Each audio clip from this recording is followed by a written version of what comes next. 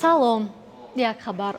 Дилшод Саидмуродов, гумонбари асосӣ дар дуздӣ ва куштори Шӯҳрат Исматуллоев, муовини раиси Орионбонк, боздошт ва ба душанбе оварда шудааст.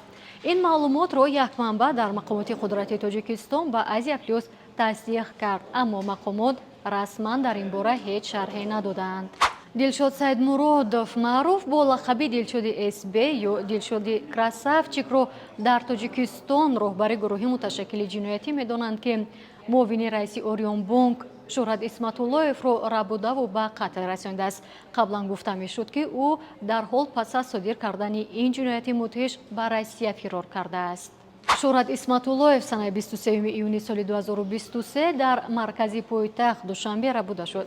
Баъдан прокуратураи генералии Тоҷикистон хабар дод, ки муовини раиси Орионбонкро як гурӯҳи ҷиноӣ рабудаву дар яке аз деҳаҳои ноҳияи Варзо бо истифода аз қувваи ҷисмонӣ, электрошокер ва дигар воситаҳо шадидан шиканҷа кардаву ба қатл расонидааст.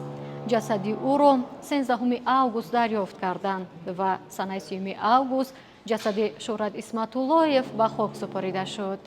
Хабару маълумоти бештарро дар телеграм-канали мо мутолиа кунед.